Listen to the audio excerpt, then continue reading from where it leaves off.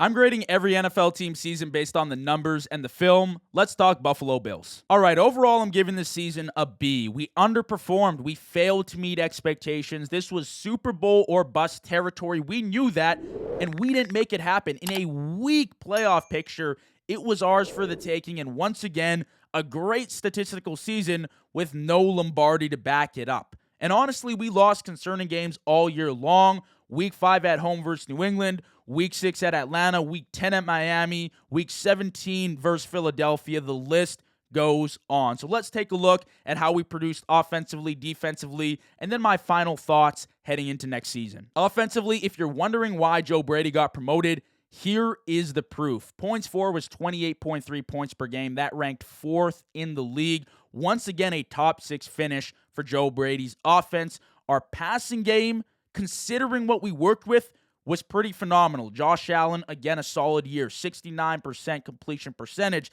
damn near 3,700 passing yards, 25 passing TDs, an uptick in interceptions at 10 with a 102 passer rating on the year. Our receiving leaders, Khalil Shakir, back-to-back seasons leading us with below 1,000 yards receiving. Dalton Kincaid only played 12 games, but was definitely a factor with almost 600 receiving yards and 5 TDs. And obviously, Dawson Knox playing a role in there as well. We love to use both our tight ends in this offense because we don't got much to work with outside of that.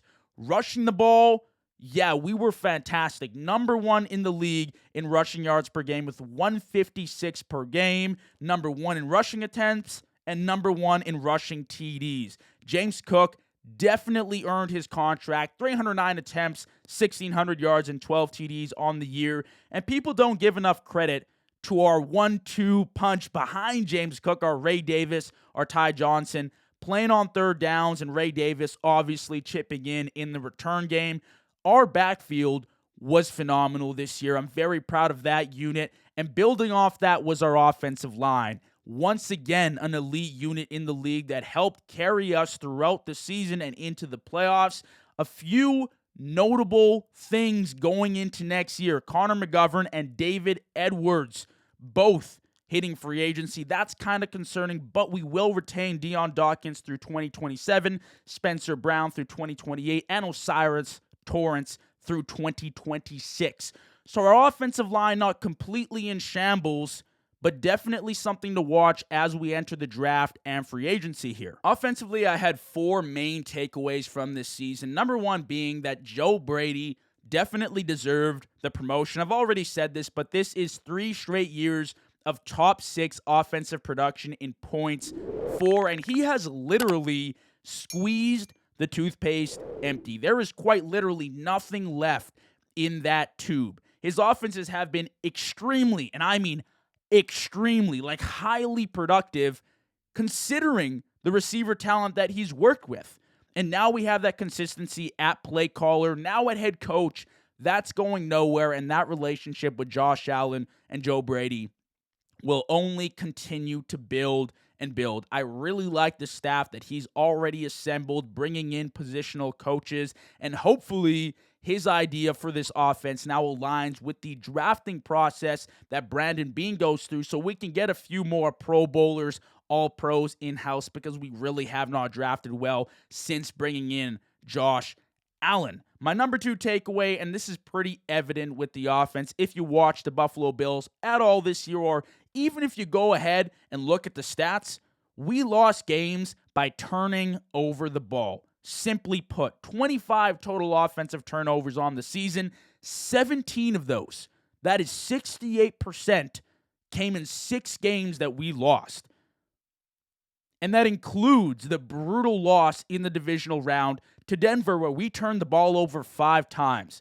And the guy I'm looking at is absolutely Josh Allen. Josh Allen's decision-making unfortunately relapsed back to his old days. The decision-making kind of reminded me more of that young Josh Allen that we saw in that early Texans playoff game.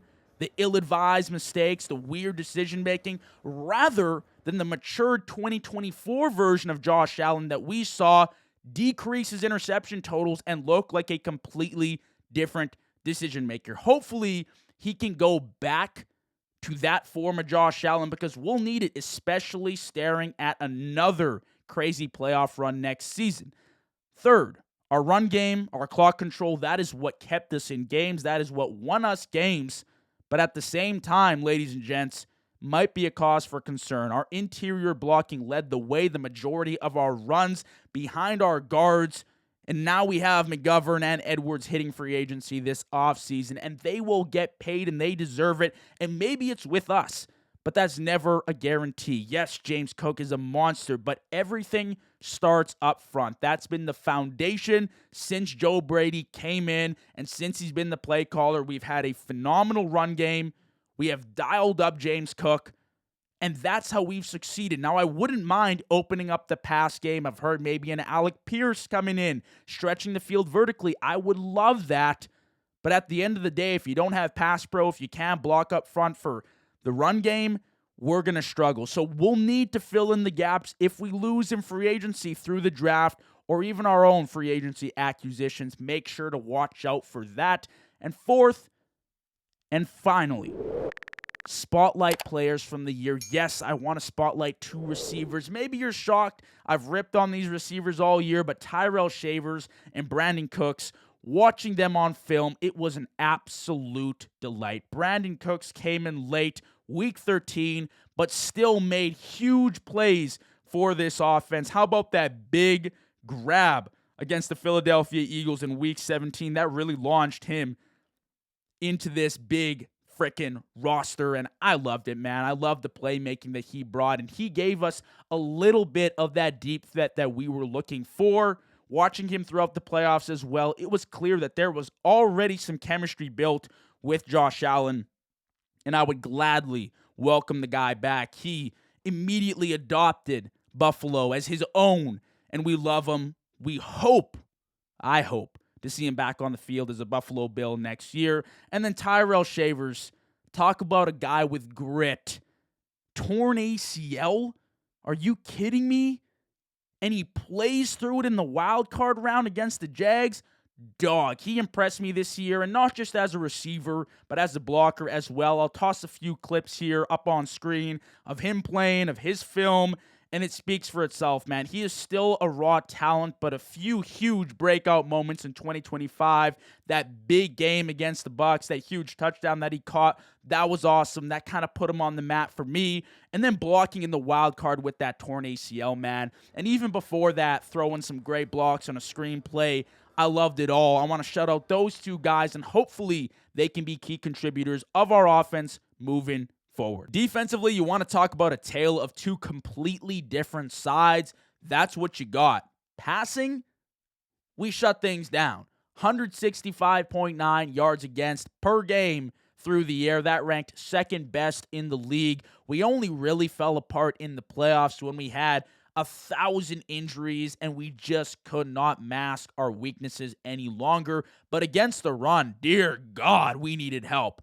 133.6 yards against per game on the ground. It was a brutal watch. We ranked 28th worst in the league, and I calculated the numbers, guys, and here's the problem up front for the Buffalo Bills.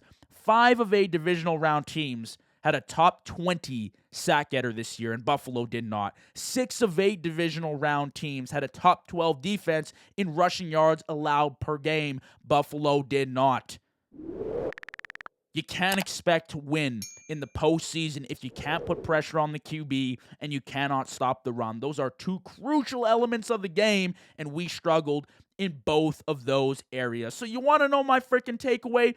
Our coverage unit, it was great. I loved it. Like I said, only deteriorated when we had like 4th string guys in against Denver. Christian Benford extended on a great deal for us. Earned his first year. Didn't get to see much of Maxwell Harrison, but he definitely made plays when he was in the lineup. And Cole Bishop, ladies and gentlemen, phenomenal season from the Mad. He made plays left and right. We can talk about that big game-stealing interception against Trevor Lawrence in the wild card. He had multiple of those all year long. Shout out Cole Bishop in our secondary. But then again, shredded in the run game. We couldn't stop a running nose, ladies and gents. It was real bad. We were torched on outside runs.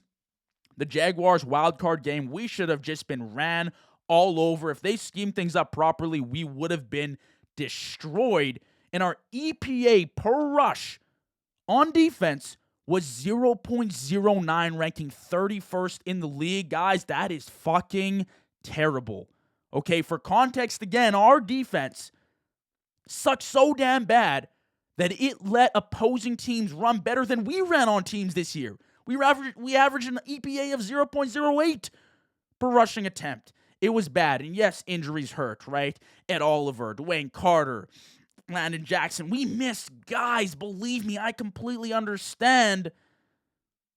But at the end of the day, this has been a glaring weakness for this roster for years now. Our season average was 1.9 sacks per game. That ranked 26th in the league. We didn't put pressure on the QB. We couldn't stop the run. And as a result, we suffered. So looking at next year, what do I want to see from this roster? I'd love to have at least one true alpha number one receiver. Not because we need it. Points for-wise, we look great. Statistically, we produce. But in close, clutch moments in the playoffs, you want a guy that can go up, you trust to go and make the catch and make the play and seal the game. We bring on a new defensive coordinator, Jim Leonhard. That is going to be the key to success. You want to talk about our playoff failures? I look at one thing, and that's the defense. You can blame Josh Allen. You can blame whoever you want. The reality is we are not a good playoff defense. Hopefully that scheme can change things up. We can dial up a little bit more pressure on the QB, and we can buckle down on this run game. Again, this is a grade season of a B. I did not enjoy watching us lose in the playoffs. Once again, we should have had it. We should have won the Lombardi, but shoulda, woulda, coulda. We're not going to live off that. It's a grade B season with an opportunity to make things an A+ next year. That's why I'm hopeful. That's the Buffalo Bills for 2025.